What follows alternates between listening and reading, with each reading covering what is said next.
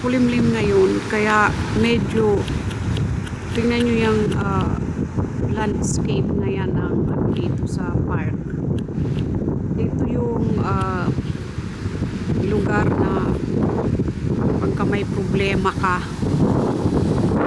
gusto mo nang medyo maaliwalas na paningin, punta ka na lang dito at yan, i-watch mo yung tubig na yan, yan ang fountain na yan, so super beautiful.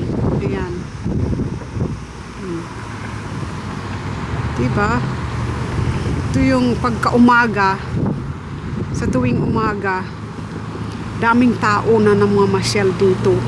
Ngayon, medyo dahil winter na at malamig, super lamig ng panahon, mahangin pa, ayan, kaya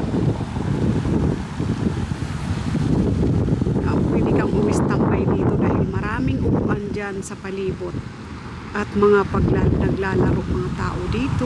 Ayan, kaya diba ang ganda. Yun lang, gusto ko lang ipakita sa inyo na lugar dito na pasyalan ng mga tao tuwing umaga. Ayan,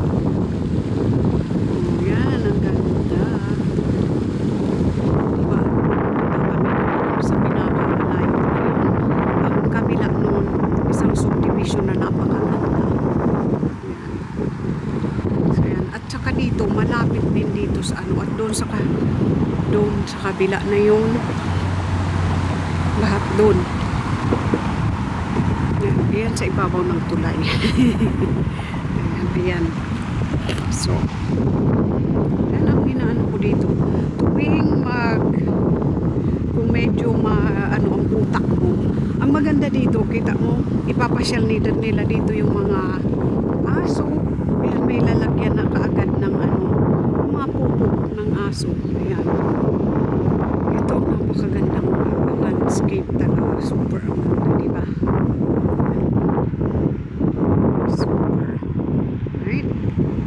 So, ayan mga inday. Gusto ko lang yan ipakita sa inyo. Ayan. Ito yung binild ito dito noong 1947, sabi nung nakausap ko. Ayan. So, ayan. Ang ganda, diba? So, ngayon, inaayos nila yan at nilalagyan ng landscape para sa mga taong namamasyal. And that's it! Ayan, please hit the button below para at button bell para lagi kayong updated sa aking mga video. Thank you! Bye!